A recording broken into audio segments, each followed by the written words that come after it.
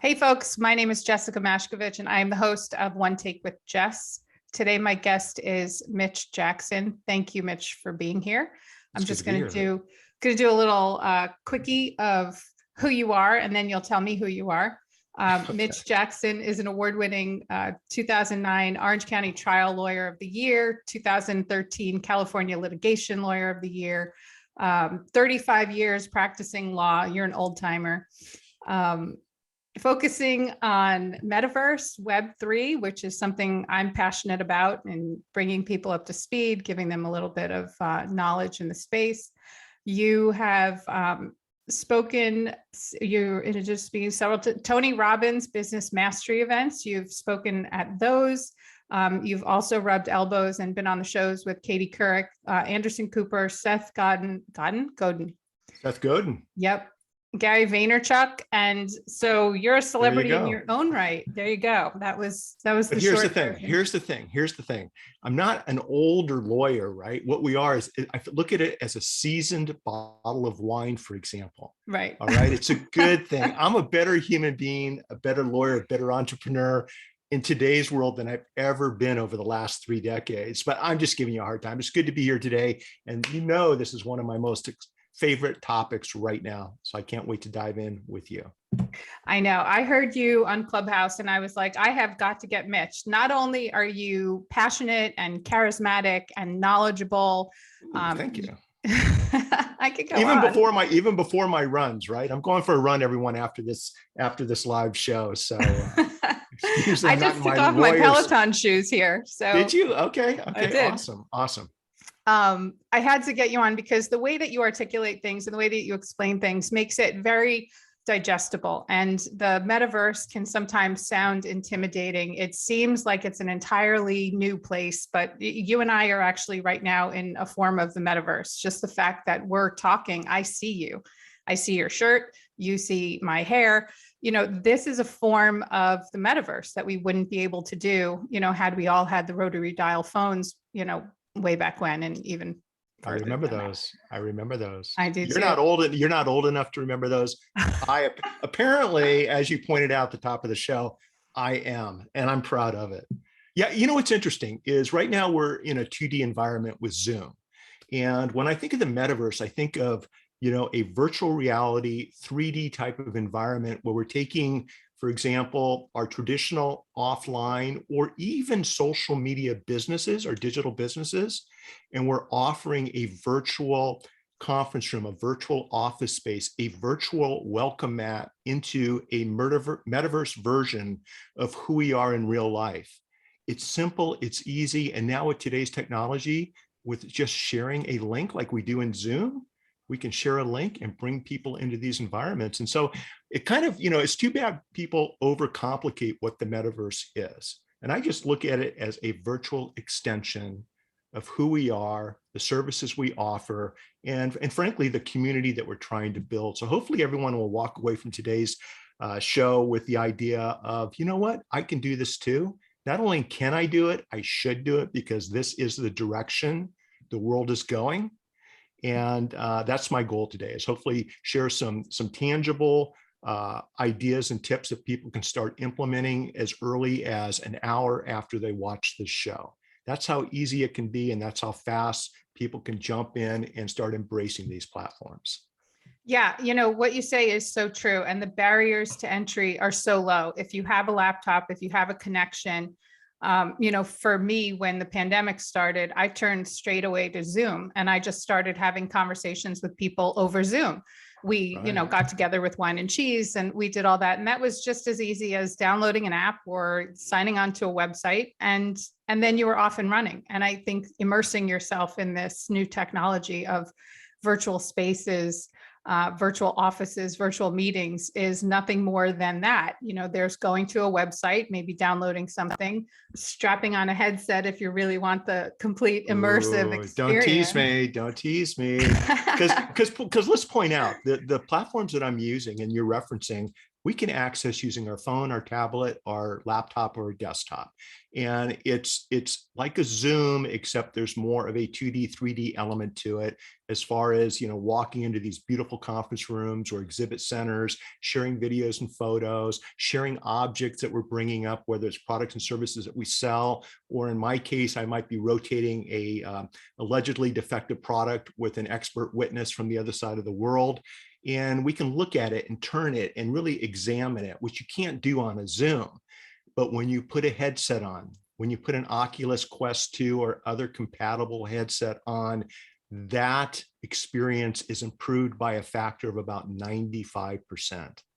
And I got to tell you something, it is going to be a mandatory business item that all of us are going to be using in one shape or form or another, whether they consolidate it down to what Google Glass used to be, or the glasses that you're wearing right now. Actually, I might not even be able to tell the difference, but you might be able to tap a button in 5 years and everything we're talking about will appear in front of you in a 27-inch floating digital screen, just like Google Glass did back in 2013. I was one of the early users of Google Glass, and it was an amazing experience, but it was ahead of its time.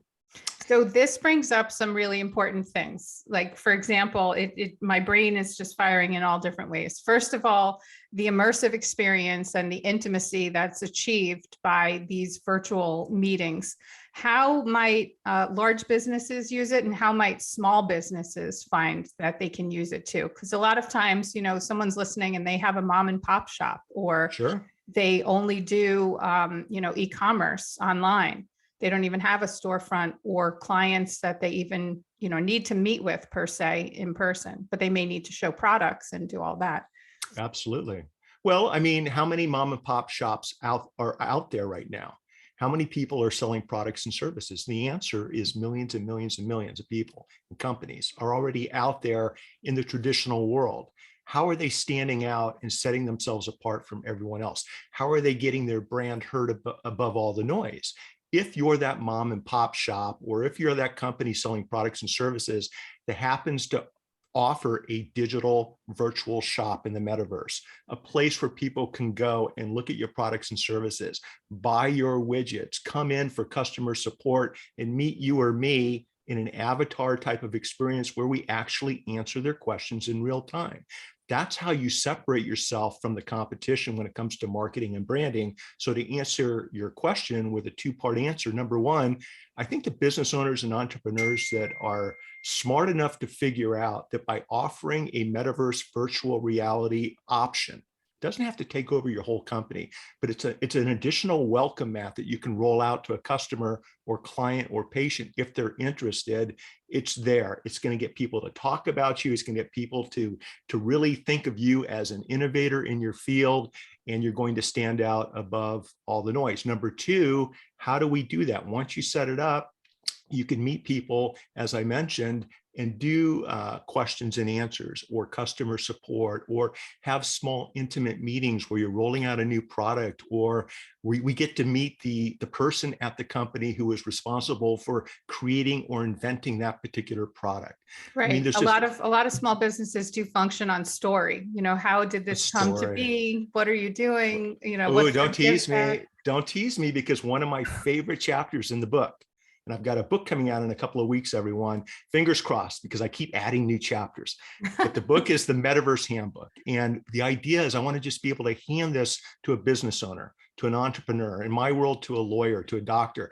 And they don't have to know how to code. They don't have to do anything exciting from a digital standpoint, but it's going to hold them by the hand and show them how to use the metaverse and virtual reality platforms. But one of the most important chapters in the book is on communication. Okay, it's on storytelling, because just because you set up a beautiful VR shop or conference room or presentation facility, unless you know how to storytell, unless you know how to use metaphors and create persuasive opportunities for a customer to understand that you're meeting their needs and all they need to do is click to solve their problems, it's not going to work for you. Just like in real life, you have to learn how to communicate effectively. So in this chapter, based upon what I've experienced in the metaverse so far, is I teach people how to use metaphors when they're communicating. We talk about setting up your avatar. So we would use your head using a webcam or your camera that AI, artificial intelligence, will put on an avatar body. So I feel like I'm with you in the room. I think that's pretty important. What type of clothing and avatar do you select? I select in the metaverse, it's a business attire, whether it's an open shirt or a tie, depending on what metaverse I'm in. I'm using my name. I want it to be a professional experience, but we also talk about different ways of communicating, using anchor points in a room where you can tap around and move your avatar around. When I move my hands in the metaverse, my avatar is moving its hands. When I move my face or give facial expressions, the avatar is giving facial expressions. So it's important that we remember all of that so that when we're trying to communicate a message, the recipient of our message is watching the full picture. I think the business owners and entrepreneurs that learn how to do that and understand there's a big picture to more than just being on the metaverse, but communicating effectively on the metaverse, those are the individuals that are going to experience a lot of success moving forward. And interestingly enough, in real life, as we call it IRL, people have, some people may have hesitation and be reluctant to be as open and communicative and articulate with their gestures and their words. And yet in the metaverse, there are times where it gets flipped and an introvert now becomes an extrovert because they appreciate their avatar and they're able to be more and do more through this other mechanism. But you know what, that leads me to a funny thought. When I created an avatar in Decentraland just recently, I had someone walk right up behind me and just kind of like stay there. And that creeped me out. In virtual land, Decentraland, virtual world, it creeped me out. And how do you have to teach people all new skills again on how to handle themselves in public, whether it's a business setting or these playgrounds. So true. I think you have to remind them that what's appropriate offline, okay? Whether it's in a personal interaction, personal space, what you say and how you say it, reaching out with your virtual hands, is it okay for me to touch you in that situation, or should I leave a space between us and have a professional conversation? When it comes to companies and employees and team members, human resource departments, and I just wrote about this in a blog post last Monday, they need to incorporate how team members, employees, and executives should act, or at least remind everyone that how we're expected to act offline applies to the metaverse. And I shared a few examples of some really sad situations where you've got people in these environments treating other people inappropriately. It's sexual harassment in the workplace. So when you asked me when my book's coming out, for example, I hadn't written that chapter until somebody reached out to me with a complaint.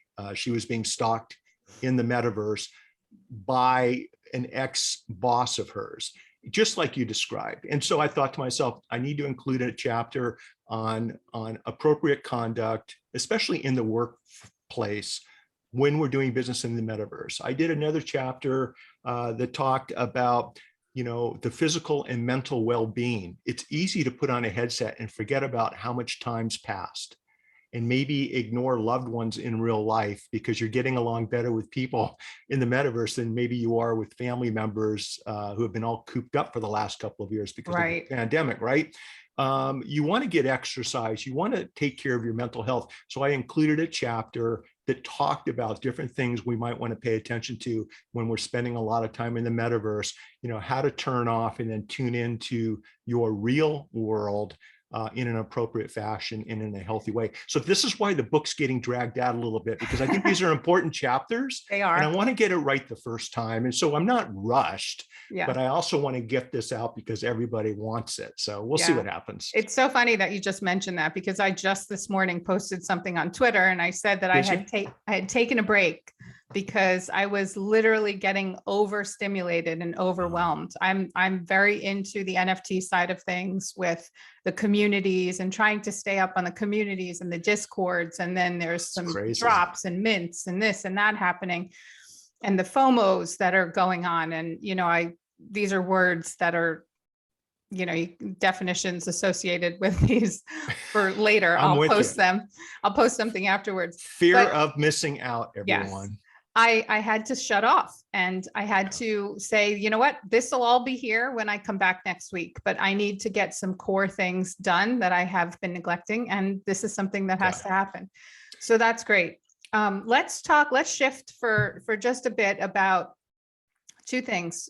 Sure. Number one, I'm glad that you're creating a book, because you're on the forefront, and anyone that puts together and scribes like the framework or the manual is going to be the first out there, you know, and you're a winner when it comes to that. You're helping shape and frame what's going on, because right now there's very little rules, regulations. You know, we have that in the real world. We have things like, you know, copyright protections and patents and cease and desists and corporate structures, things that give us framework and protection. And in the metaverse, the barrier to entry is so little that people are setting up DAOs. They're conducting business without it's called anon, you're anonymous, as opposed to doxed, which means that all of your personal information is out there for people to know who you are. It's a little bit scary when it comes to handing over thousands of dollars at a clip sometimes, and you don't even know who you're handing it to or what recourse you have if things go wrong. So what are your thoughts on that? Matt, I mean, you tell me, as a lawyer, what do you think I'm thinking? It's like, this is the Wild West #1. But having said that, and as the dust settles, what we're going to see is that traditional offline business practices and legal requirements, whether it's in contract law, using written agreements, whether it's respecting intellectual property rights like copyright and trademarks and trade names, the right of publicity, the right of privacy, which are actually two different things. All of these things come into play in Web3 and the metaverse environments. And I think that it's an exciting time to help bring people around and educate them as to what we need to be doing, what rights and remedies we need to respect and understand, so that when we're, administrating a large NFT drop, we don't find out after the fact that some of the artwork in that drop may have been copyright protected. And so what we did is we just violated someone's copyright. We don't want to unnecessarily expose ourselves to any type of litigation. Even if you're right, it can take you years and hundreds of thousands of dollars to prove to the world that you didn't do anything wrong. And I don't want anybody to be put in that situation. So part of the book talks about the intellectual property issues, what creators and artists and buyers and sellers and investors need to keep in mind when they're playing around and doing business in this space. Real quick, do you mind if I mention a friend's book? It's not my book, it's an excellent book. Okay. Absolutely. This book right here, the NFT Handbook, I don't know if you've read this, but everyone, Matt Fortnow and Harrison Terry co-wrote this book. It's the best book I've come across. It's current, it's recent, it's relevant, that addresses pretty much everything we're talking about. For example, chapter 9 in this book talks about all the legal things that I just mentioned quickly, during today's conversation. Matt is a lawyer in Los Angeles. He's one of the early digital sports lawyers, music lawyers. Harrison Terry is Mark Cuban's community manager out of Dallas, Texas. The book's very well written, and I would encourage everyone, if you're interested in this space and doing what we're talking about today, get this book, because it'll save you a lot of headaches. It'll save you a lot of time, and it will probably plant some seeds that you'll want to explore and dive a little bit deeper in researching as you're building out your virtual platforms. But let me take a step back. The reason I think it's important that we embrace this technology is because I see this as being as important as the printing press being, invented back in the 1600s. This is changing everything. When I talk about a metaverse, I'm not talking about a global metaverse like the Matrix. What I'm talking about is, think of a metaverse as being a state, a city, or a county in the United States. It's almost like a microverse, and you can set one up for your company. You can go to spatial.io. You can go to Engage VR io. You can go to Horizon Workrooms, and you can, with a couple of clicks for free or for less than $10 a month, you can set up a virtual space, a beautiful office, a beautiful conference room, a beautiful presentation facility where you can speak on stage in front of hundreds of or thousands of people, with videos and pictures and your objects and your wares and your goods and your services being displayed. You can do all of this right now. And that's why I'm excited about this. So the most important question we ask our clients after we're retained at the end of a meeting, whether it's in person, whether it's on a Zoom, is we'll look up and we'll say, how would you like us to communicate with you?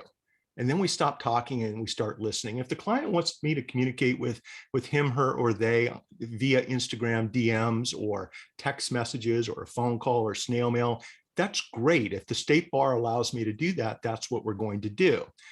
What we're now doing, though, is we're offering, because clients aren't thinking about this, the tech clients are, but most people aren't, is listen, if you'd like, we do have a virtual conference room. We have a virtual office. So if you'd like to meet in that, we can do that too. 9 out of 10 clients that we propose this to are excited. Their eyes light up. They're like, oh, that's really cool, Mitch. I want to give that a try. How many clients feel that way when they're engaging with their lawyer? Right. It doesn't happen. It's more like, don't call me unless you really need to talk to me, right? I don't like lawyers. I got enough problems. That's why I'm seeing you.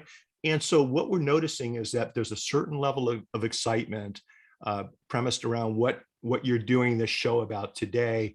And I think it's smart for us to tap into it and learn it and embrace it so that as it develops over the next 3 to 5 years, we can be a part of that 400 billion to $1.3 trillion of expected metaverse commerce that economists are projecting to be the case. I want to be a part of that story. If people are wondering, well, I'm not an artist, I'm not a creator, I'm not really sure how I can make this whole thing work. I'm speaking at an event in May in Scottsdale, Arizona. It's the CEX event by Joe Paluzzi and Brian Clark. And what they're doing is they're using NFT technology as tickets. And so when you purchase these NFTs, it allows you into the event. Different NFTs allow for backstage access to some of the speakers, some of the special dinner parties, and for future events. I posted on Twitter today, the Super Bowl doing the same thing. The Super Bowl's rolling out, excuse me, I'm getting all choked up about this, NFT tickets, NFT tokens that they'll be making available to all ticket holders. You can use them to come in and for extra special unlockable items. They're going to be using this, I think, for marketing and branding purposes moving forward. I think it's brilliant. And I just shared on Twitter this morning, actor Johnny Depp, who's not only a skilled actor, but he's also, his first passion's art. And Johnny's got this new project coming out where he's sharing over 11,000 pieces of his art in I think, a very well thought out distribution, making it available to everybody, with the majority of the funds being raised going to specific charities that he's behind. Yeah. And so depending on what you do for a living, there's a way you can tap into this technology to have fun, to add value, to build your brand, to create a better client experience. You don't have to be an artist. You can be a lawyer, a doctor, you can sell goods or services, you can be a consultant. My son's in his last semester at the University of Southern California. He's in the Marshall School of Business, and he's a marketing and business major. And so what he and his buddies are doing is they're setting up a metaverse consulting agency where they can take artists and athletes and business owners who want to bring their products and services into the metaverse, either just a small slice of the pie or the whole product.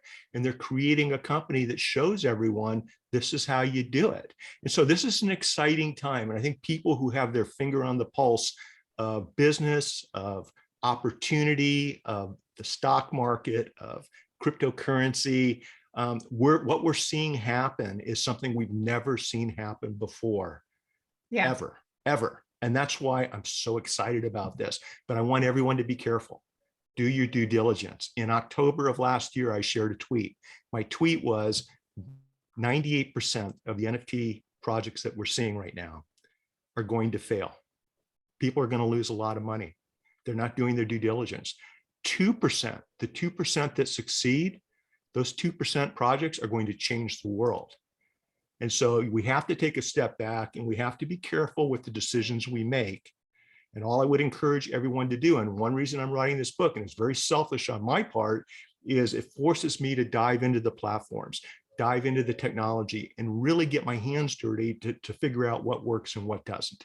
And I think by doing, yep, go ahead. Yeah, and by doing that, I feel like I'm learning it, my team's learning it, or we have learned it. We're going to share what we've learned in the book. I love sharing this stuff during interviews and podcasts and live videos, whatever works.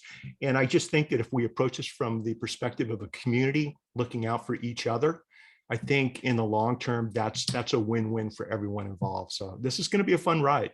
Oh gosh, it sure is. It is already. What aspects have you dove into? Did you create an NFT project? Have you purchased NFTs? Have you written a contract, a smart contract? What aspects have you done firsthand?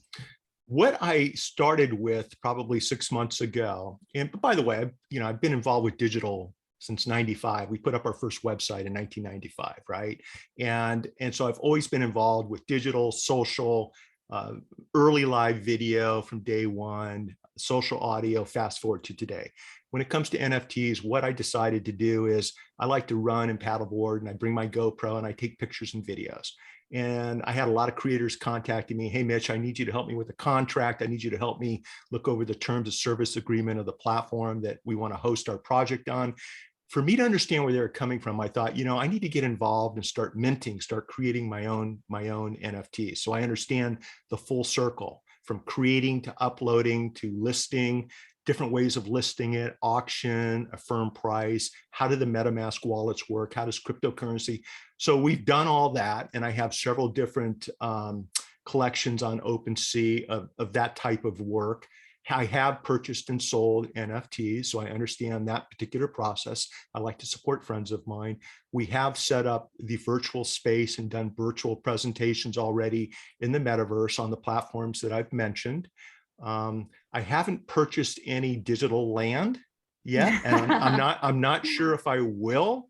I actually have some issues with whether or not that's a smart play. I don't think you need to, because there are plenty of beautiful spaces available to create office space. But that's an area that's interesting, and we'll see how that plays out. Just because I purchased the rights next to the Staples Center in downtown LA on platform A doesn't mean someone on platform B, C, or D, they can purchase the same spot. Right. And so it's like, which platform is going to be more relevant a year or two from now? But there's a lot of money. Yep. There's a lot of money being exchanged right now with digital land. And I'm just kind of on the sidelines watching and answering questions, because I'm the one that's getting all of the legal questions. So I've kind of got my finger on the pulse of what's of interest to people, what's going to happen with this particular movement. When you ask me, as far as, I'm just looking at the chapters in my book, DAOs, everyone's asking me about DAOs. We got involved with the sale of the one of the 11 editions of the U.S. Constitution, and I wanted to get involved with that. Everyone's probably aware, where the Constitution was being auctioned at Sotheby's. It ended up selling for $41 or $42 million. The DAO that I was a part of, I think our last bid was 40 or 41 million. And but I wanted to get involved because I wanted to see how the process works. Mm-hmm. A DAO is a decentralized autonomous organization. I know you know that. So basically, it's not one person or one company that's running it.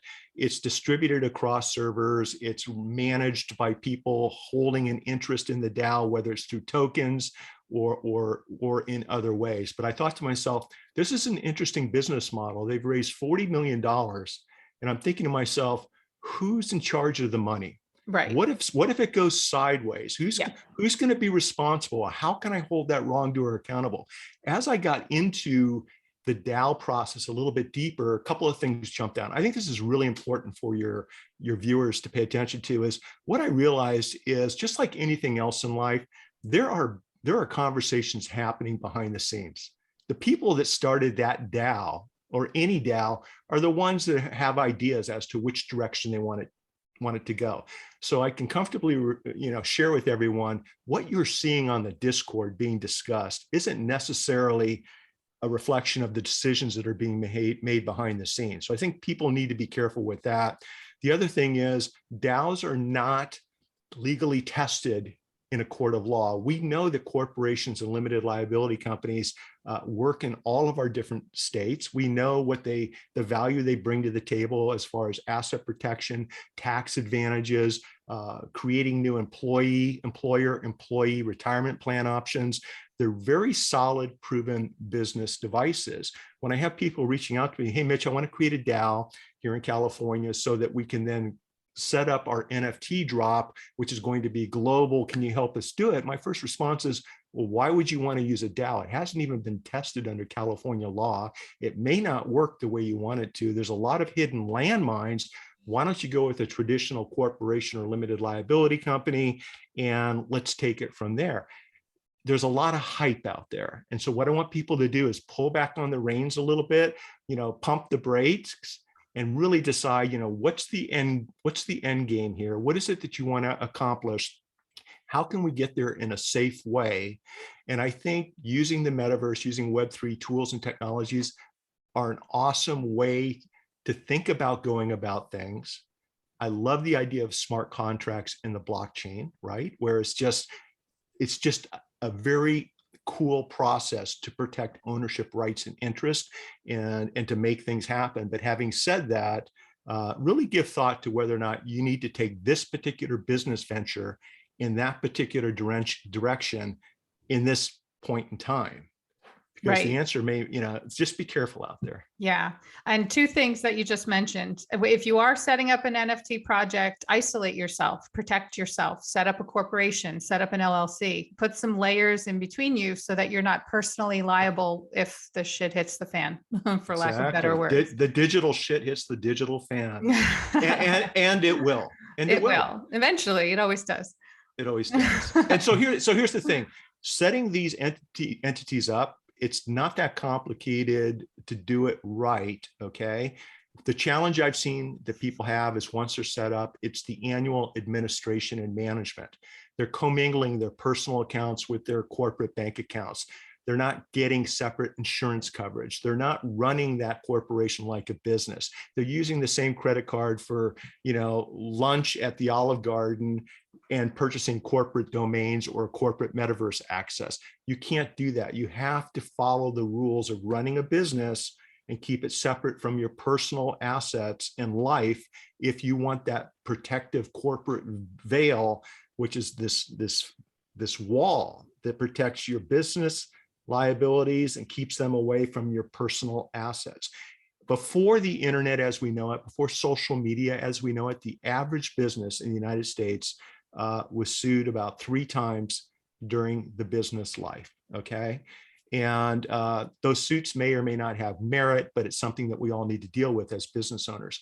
Mm-hmm. I think that number is probably 10 to 20 times higher now that we have social media, now that we have Web3, and we have the stuff that we're talking about right now. It's easier to set up a company. It's easier to be a digital wolf and walk into a digital hen house, okay? And so it's never been more important to do your due diligence, before becoming a partner with someone, before spending money, on an NFT drop. Just do your due diligence. I did a post at my blog, mitchjackson.com. And if you search 7 due diligence tips or due diligence 7 tips, something like that, it'll take you to 7 tips that I shared on Clubhouse. I recorded it, where I think if most consumers just kind of go through those 7 tips, they're all common sense things, I think you're going to be okay. But the reality is most consumers, most business owners don't go through any of those tips. Yeah. And I think everyone's rushing into NFTs. They're rushing into the metaverse. They feel like they're late when actually everything is pretty early. The community is rather small. But everyone feels like it's already too late. Projects that happened in 2000 are the OGs, and 2021 are, okay, great, but now you're 2022, you're already late. Now it's just so flooded, but it's actually not, but it is in a sense. But I think that the aspect of Web3 and the decentralization and taking out the middleman, when it comes down to it, a lot of this is not as decentralized as people think. And a lot of it actually still needs that middle layer in between for the protections and for, the common sense of setting up the proper business structure, like you're talking about, take a step back, do it right, instead of just pressing the button and minting it and uploading it. And now everything's on OpenSea. And you didn't even, but it's fun and I want to do it. I need to do it yesterday morning. And my friends are telling me that they're all making tens of millions of dollars in a week or less. And so I know, and I have to do it before so-and-so does it because I want to be cooler. But the smart contracts themselves they could be minted on the blockchain, but they may not be written appropriately. There might be things in there that could end up harming your end user of the NFT or not written correctly. Things that you think are decentralized or Web3 or blockchain are actually stored on regular servers that, if someone forgets to or decides to not pay the hosting fees for those servers, bye-bye, there goes your NFT, your utility, your access. That's important. That's important. That's important that you said that. See, a lot of people don't realize that generally speaking, when you're purchasing an NFT or you're doing business on a blockchain using smart contracts, you're basically just owning or buying or reserving or selecting a hash, a piece of code that points someplace else. And if the asset you're purchasing is on a server, as you just mentioned, located someplace else, and that server goes down or that server license isn't renewed, the next question is, what are your rights and remedies? Because when you click to look at the beautiful NFT painting or the contract or the digital land, which is actually an NFT, and nothing comes up, you get a server error. What happened? So we need to be careful about, planning ahead, understanding what it is that we're actually getting involved with, and what it is we're really trying to accomplish from a business perspective. A friend of mine and I were discussing, oftentimes when you purchase something with a traditional credit card, if you find out the product's defective or if the product never is shipped to your office or your home, you can reach out to your credit card company. You can go online and you can just click and cancel and request a refund. And your credit card company is there for you, and they'll actually pretty easily do all the above. It's not that challenging as long as you're dealing, in good faith and at arm's length. When you purchase something from your digital wallet, you purchase an NFT.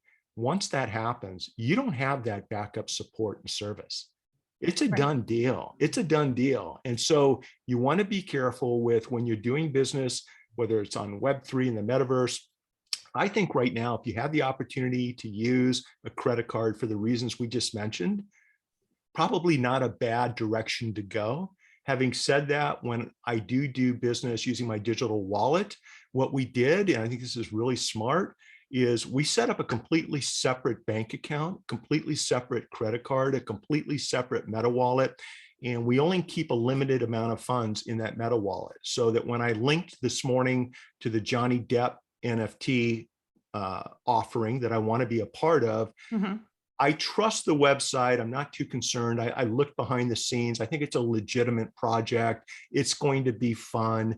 But, I needed to link my meta wallet to that NFT project in order to get the process going. And I get that. And I actually think that's a cool way of doing business, because our digital wallets are going to be the vehicle we can use to take our NFTs from platform A and integrate them over to platform B and C. It's going to be the tool that we use, just like we're using our smartphones right now. I want everyone to think that probably in 3 to 5 years, your digital wallets will be used and become a big part of your smartphone. That's how we're going to communicate and exchange value and assets and purchase items. But right now, there are a lot of issues, whether it's security, whether or not people not playing by all the rules. So I always make sure that in my digital wallet, when the amount gets up to a certain point, we'll do a transfer, offline transfer back to our traditional business accounts, just to keep that digital wallet at a number where if somebody does hack it and somebody takes everything in there, I'm not going to lose any sleep over it. So people need to be careful. Great plan. There's also another solution with ledgers. So they're external things that you plug in where you basically, you're not hosting your NFTs or your assets elsewhere. It's really just a different access code, a different method of getting in. It has a few more stopgaps to prevent things like that from happening. Some people think that their items are now on this little thumb drive looking item, but they're not. It's just a different pathway, which makes it a little bit harder to get into. If you buy one of those though, because I had a client, this happened to a client of mine, the client purchased one off of Amazon and the device for a great price. And when the device came in and it looked like a thumb drive, right? So if everyone knows what a USB stick looks like, and it turned out there was malware on the device. Yep. Somebody had set it up so that when my client plugged it into his computer, it gave the hacker access to his system. Yeah. So if you do buy a hard wallet, it happens. But I think we need to talk about this because, yep. He's like, I knew better. I mean, I can't believe I actually did that. But he was so excited about getting things done so he could purchase that big drop the next day. That FOMO kicked in. And I think we've all experienced this. So if you're buying a hard wallet, make sure you're purchasing it directly from a reputable vendor. Make sure it's in a package that's new. And I wouldn't purchase a used wallet of that sort from anyone for that reason. So there's a little safety tip. I'm so glad you brought that up. Yeah, excellent. And that brings me to Discord. I know a lot goes on in Discord. A lot of these projects, a lot of these, Twitter people say, okay, join my Discord. So now this is this new place that you go to, and it is loaded with copycat people and DMs that are trying to get your seed phrase, which is kind of like your secret key. Never, ever give away your seed phrase to your wallet, to your MetaMask or what have you. But it seems like it's a very dysfunctional place that everyone is turning towards. And I actually joined your Discord. Oh, good. As well. I've been a part of that, but I can't stand Discord every level. I'm with you. At every level, things are just, so you know what? Discord is ripe for someone to come in and actually create a proper environment for all these things to happen. Well, when you say you can't stand Discord, I hope you're not talking about mine, because I'm definitely not talking about yours. I'm because talking here's the about thing. the platform. And we feel the same. I feel the same way. It's just it's a mess, right? The way Discord's set up. You're right. It's just a very noisy environment where there's a lot of things going on at once, especially if you're part of multiple servers. And so a couple of tips. Number one, I decided, okay, I'm going to start my own Discord so I have some control over what's going on. Number one. Number two, it is a reality in the Web3 space. In other words, there's a lot of good things happening in Discord too. So I don't think it's smart to disregard the Discord server technology right now, because it and Twitter are where a lot of the NFT conversations are going.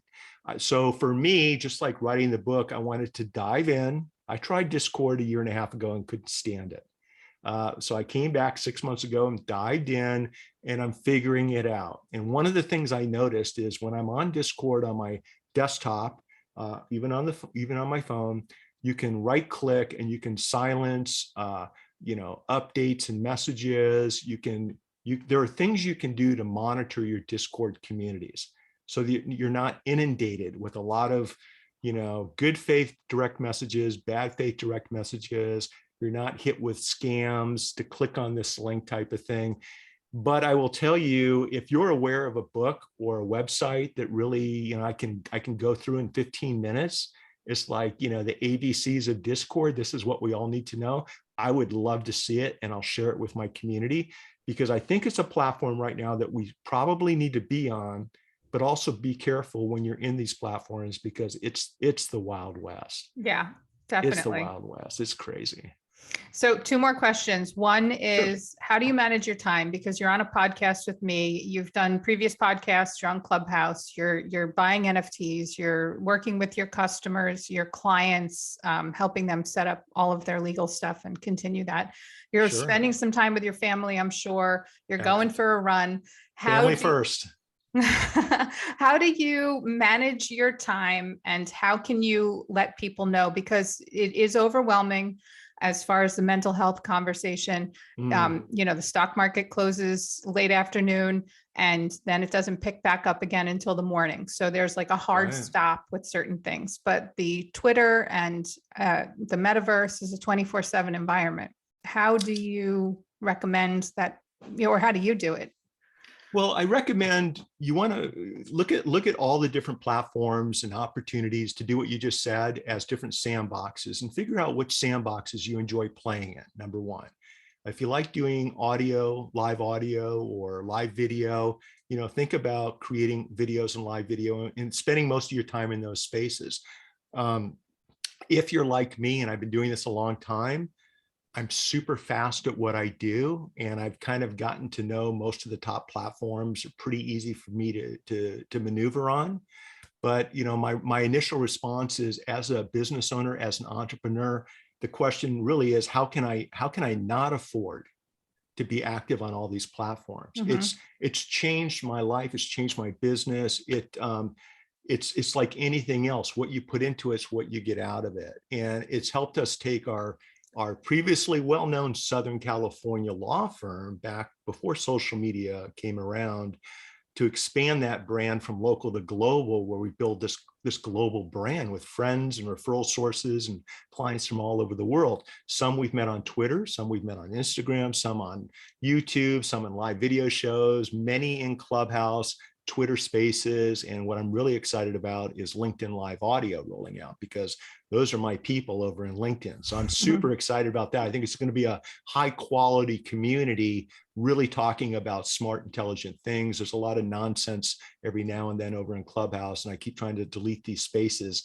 from showing up in search, but it is what it is, right? So first of all, you want to be interested in what you're doing. And so what I found for me is, if all I was doing is practicing law 8 hours a day, 12 hours a day, I would be cross-eyed and drooling all over my legal pleadings. I mean, it's a pretty intense profession. Everything that we do, we're helping people with life-changing issues. We're helping companies, stay afloat or take on the bad guys. And there's a lot of stress. What I've noticed is that during the course of a day, working on legal pleadings for an hour, come out, maybe work on social media for 20 minutes, jump back into legal for an hour, come back out and work on a live video or an Instagram post. And by the way, I have my team. I delegate a lot. I have a team where they help me do all of these things, kind of like Gary V, people running around with cameras and things like that. If we were out and the pandemic had our courtrooms back open and we're back to the way we were, my next 2 or 3 hires would be people helping me build my community, kind of along those same lines. I think it's super important right now. None of us are creating enough content. None of us are. It's not even close. So I make sure I do what I enjoy doing. And when I get burned out at something, whether it's law, social, running, arguing with somebody, then I'll just change hats and do something else. I think life's too short. And I know my formula works because I've been doing this for 35 years. I've never been more excited about getting up and practicing law than I am right now. And it's because I've got all these other things. Number two, I actually probably do what others aren't willing to do. I mean, I'm up early to get things done so that when the court opens up, I can then get my social and digital done so that I'm ready to go for the normal work day. And then oftentimes at night, instead of just wasting time watching TV or whatever it might be, I'll be sitting down writing a new blog post. I'll be on the Oculus Quest learning a new app. I try to spend my time in a way that makes sense for me. And for me, I enjoy it, so it doesn't feel like work. The third thing is I use platforms. I use platforms like Agora Pulse that allow me to create content once, maybe on a Sunday night. I was sitting in trial, 2-week jury trial. And during a morning break, about a week into the trial, the defense attorney leans over to me. And I usually get along with the lawyers I'm trying cases with. And he leans over and he shows me his phone. He goes, "You've been tweeting out all morning. How are you doing this? I'm sitting right next to you, and you've been tweeting out not only all morning, but throughout the course of this trial." And I said, "Well, first of all, thanks for following me on Twitter," right? Because whether he realized it or not, I was setting him up with some posts about the case, like how we're going to kick their butts. But I said, no, I'm using a platform, Agora Pulse, where we schedule everything on a Sunday night. So during Sunday Night Football, my team and I will sit down and we'll schedule content to go out, to Twitter, LinkedIn, Facebook, Instagram, wherever, throughout the next couple of weeks, because I like to keep it relevant. I don't like scheduling content too far out. If something happens in the world, in my life, the best content we create is normally around a trending topic that people are talking about, a breaking news story. So I like talking about relevant content that other people are interested in. If you create content too far out, you're just like everybody else. And for me, that just doesn't work. So that's what we do, is we use these platforms. I use Lately AI also to do many of the same similar things. I know they just partnered with HubSpot, but using technology to kind of distribute and do the legwork, delegating and bringing other people in to help create this content. And then really, maybe getting up a little bit earlier. I've got a live video interview on the Metaverse with Floor, a friend of mine, Floor McCarthy, who's a lawyer out of Ireland. And we're going to go live at 1 his time, which is 5 a.m. my time in California. And when he reached out, I said, Floor, I would love to. Be my pleasure. So I'll be getting up earlier than what most people are willing to do so that I can present to Floor, amazing human being, amazing trial lawyer out of Ireland. But it also allows me to connect with his community in a way that wouldn't happen otherwise. So I'm trying to do what needs to be done to create the content that I know needs to be out there, taking into consideration my physical and mental health, like we talked about, super important. And when it's all said and done, even though it looks like I'm putting out a lot of content, honestly, 70% of what I want to do isn't making it out there. That's the truth. All right. And so sometimes it's perception. What you think you're seeing is content that was created years ago that we're repurposing. Yeah. Right. And it's relevant to what we're doing today. So I don't have an easy answer, but I would say start with one platform that you enjoy being on, whatever it is. And then, start building out a community around that particular platform. And that's probably the best way to start. And that's my best advice. So you're like a superhuman. I'm not here to flatter you, and you're a humble guy. So you could just hear when I say you're extremely, like I said, you're extremely articulate. You seem to have your foot in many different places. You seem like a ferocious learner. Are you a fast reader? That's the only thing I agree with you. What you just said, I love to learn. No, I'm not a fast reader. I'm not the sharpest knife in the drawer. Do you have an eidetic memory? Like, how smart do we all have to be in order to be like you? Because you're my idol. So I want to be like you when I grow up. If Mitch can do it, anybody can. Honestly, I had a roommate in law school who had a photographic memory. So I know what that's like. And I actually spoke to his law firm 2 weeks ago. Big entertainment law firm up in LA. They represent all the big artists and actors that you see on television, on Netflix. And what's happening is they're rolling out a new metaverse, service to their clients, their artists, their creators. And that's what we were talking about. And it used to really bother me how I'd spend 5 hours reading 10 constitutional law cases for our con law class. And he'd be able to sit down in 15 minutes and just, he would just memorize everything. And I will tell everyone that what I'm talking about in the way I'm doing things takes nothing less than effort. It certainly doesn't take intelligence, because I'm not the smartest guy in the room. I never have been. It does take the willingness to learn something new. I think it takes the willingness to give yourself permission to try something new. If you're a lawyer, it's like, why would a lawyer be on Twitter? Why would a lawyer want to do live video? What if you make a mistake in something you say? What if I don't put a sentence together correctly? Famous, by the way, of doing that all the time. My grammar's terrible. First one for my family to go to college. First one to go to law school. I didn't grow up in a family with, where, the tools that I'm using today were stressed. Back then, growing up on a ranch, it was, how do you saddle a horse, and how do you start the tractor to clean up all the horse manure, down in the stables? These are the things I was taught.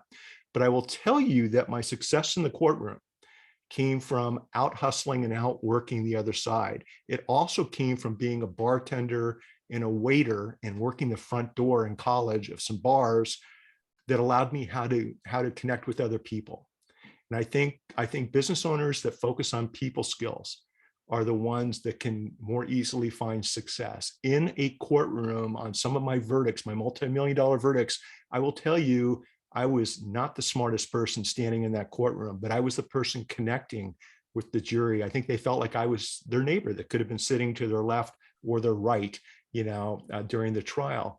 And if anyone's interested in one of my favorite books of all time, that actually I use some of the things that Bob Berg taught me in this book.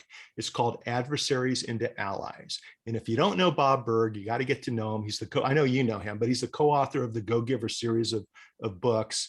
But Adversaries into Allies teaches you people skills. And he has 5 principles that allow you to listen to what someone else is saying, try to get an understanding as to why they're saying what they're saying. What's the best way to respond? What's the best way to just build relationships? What I've learned from that book has helped me over and over in arbitrations, mediations, and trial. It's helped me on social media with everything we're talking about, because social media is social. It's about having conversations. It's about engaging and shining a bright light on other people. It's about adding value. It's not about marketing and branding. It's about just being a good human being. And I think Bob's book is the foundation to what I try to do each and every day. And yes, I make mistakes every single day, right? But I don't dwell on those mistakes. I focus on what I have control over. I don't dwell on things that I don't have control over. And that's been my formula for whatever success I've experienced over the years. That's been my formula. I'm sticking to it. And now as a parent, as a husband, as a father to 2 adult children, 27 and 22, my daughter's in her 3rd year of practice at Shepherd Mullen up at Century City, and she's killing it, and she's doing great. With my son, graduating from USC, I want to pass along what I've learned to them so that they don't have to spend 40 years trying to figure this out like I did. You're looking at the end result. Okay. End result, You're not looking at Action Jackson in his 20s and 30s. Okay. Where thank God my wife's a saint because she kept me around. But what I'm saying is the older we get, I think if you live your life the right way, the better person you become, the more wisdom you acquire because you're around a lot of really neat people doing things, looking at life through different lenses. So my challenge right now as a parent is to create a dialogue with my kids where hopefully I can share some of this with them so that they can pick it up faster and then double down on what I'm doing using their personalities, their higher intellect, their better education, and frankly, a better circle of friends than I had growing up.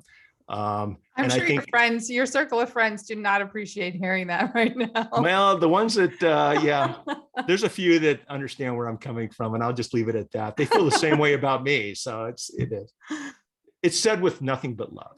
Of course.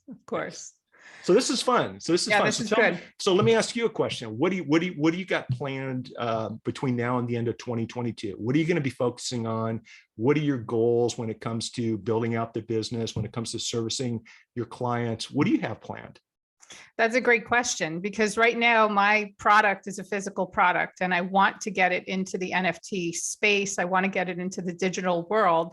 So I think that I'm going to be starting some kind of, NFT project just to get it in there and have the physical as, an item that can be given away, or maybe, partner with some of the other projects. So I have many things going on. So one side is the Throwbee blanket poncho, which I created. I was on QVC. It was on the Today Show. It was really a fun journey of entrepreneurship for me. The supply chain kind of strangled my business over the past couple of years. Yeah. So, which is fine. Pivoting is something that I've done like all my life. So I turned to podcasts, which I get to talk to amazing people and hear about their journeys and, pick their brains for information that I think might be useful to other people and spread the word. And I also buy and sell mid-century modern and vintage items. Okay. So as far as, porting all of those things into Web3, not all of them are appropriate. So I am sitting back on certain things and I'm getting my feet wet on other things.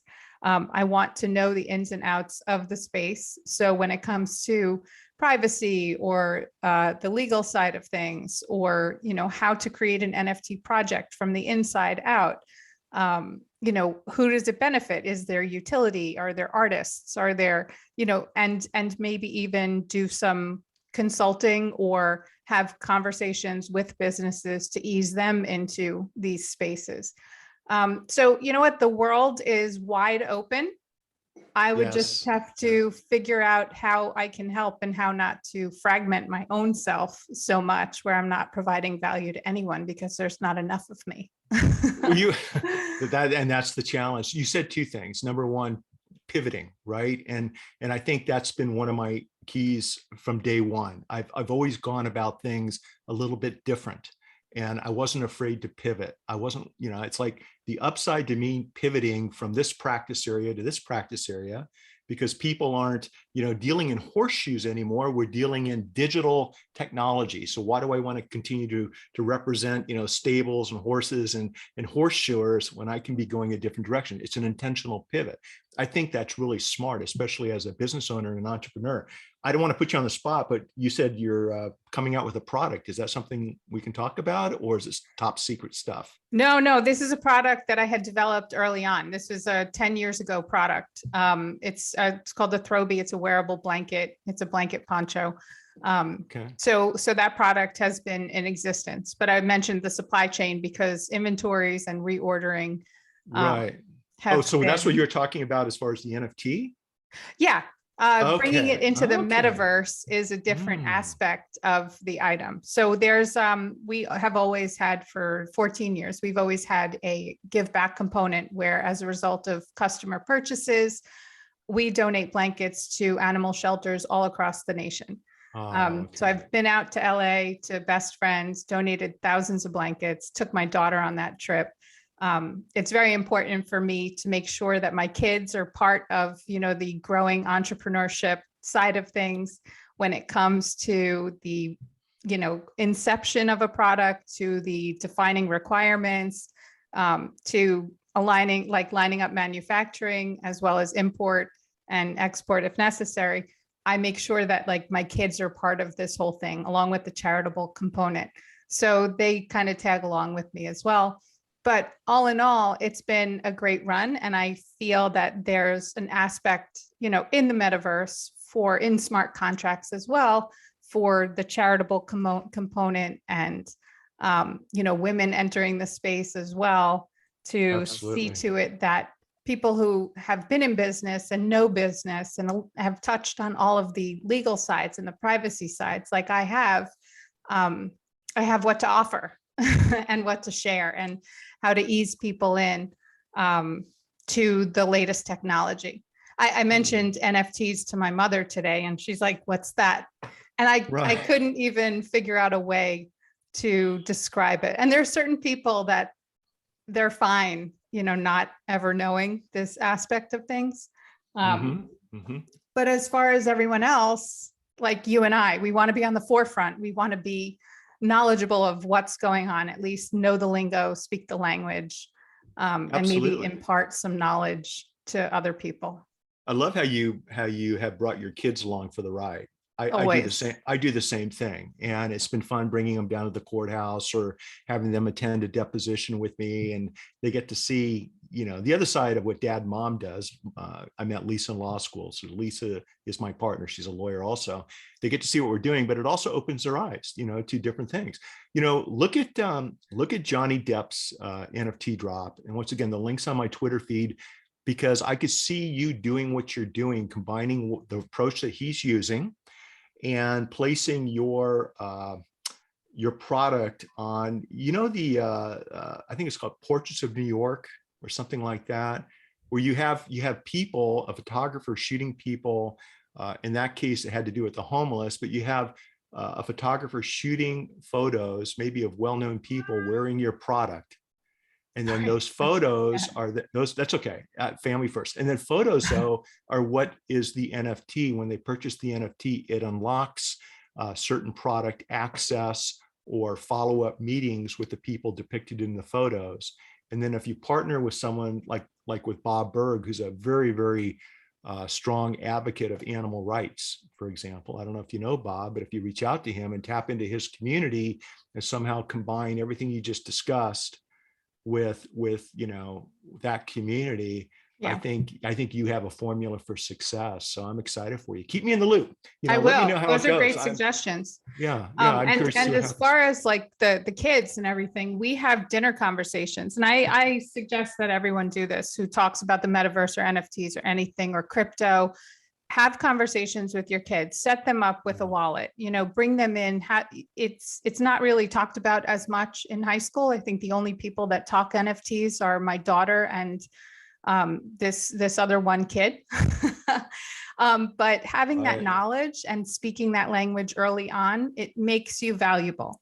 All of a sudden you can talk the talk. My son is at Penn State. He's a computer science major, but Perfect. yeah, it is quite apropos at the moment.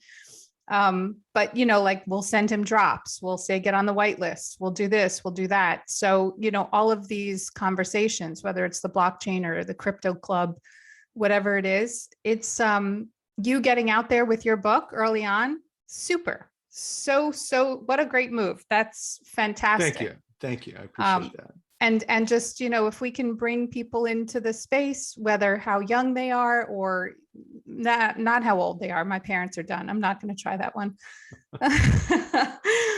But I think it's great just to have, a knowledge set. And I appreciate the hell out of you for being on Clubhouse and having these conversations.